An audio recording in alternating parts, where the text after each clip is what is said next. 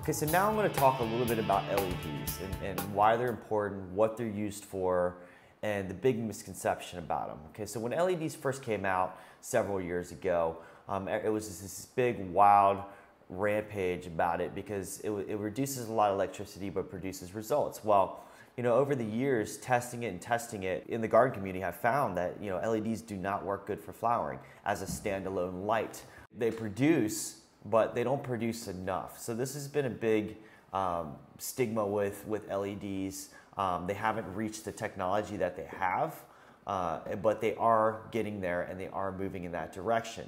So this is an example of an LED lighting fixture made by Extreme LED. Obviously, you can see there's a fan on here to keep it cool because it does get hot. I mean, especially if it's doing two or three diodes per light, it gets hot. So they had to have some kind of a fan on here to keep it cool.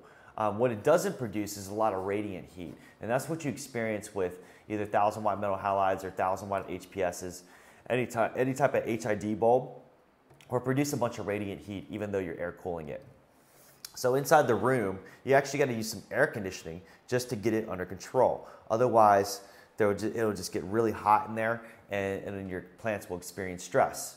But LEDs are definitely coming along. Like I can recommend using an LED for either cloning, which is not really necessary because you also have a compact fluorescence, but you know, still in the same sense, it can be used for that. LEDs can be used for vegetative purposes, standalone if needed, but it can't be used for flowering.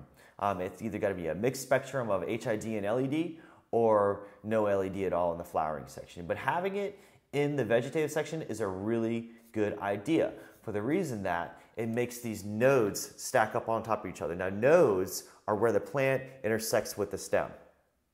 Okay, so like the leaves or other branches will intersect with the stem and it'll go up and then more will come out, more will come out, more will come out. And those are called nodes. And if they stack up on top of each other, the flower sites will stack up on top of each other, which will make it a heavier yield. So LEDs do that.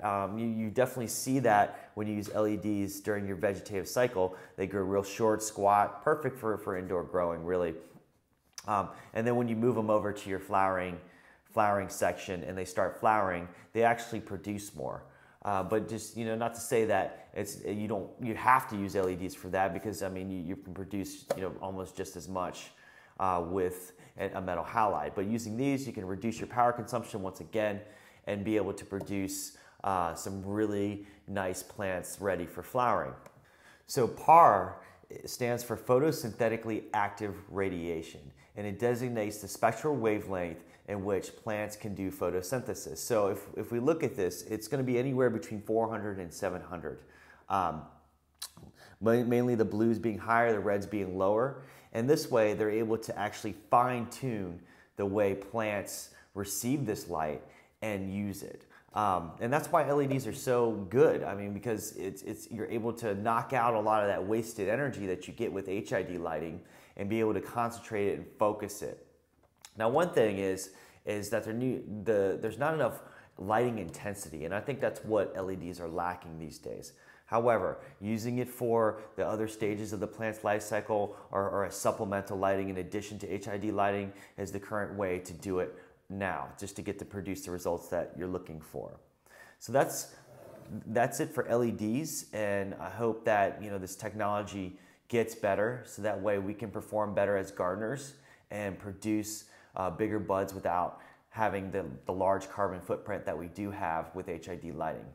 And so that wraps it up for this chapter.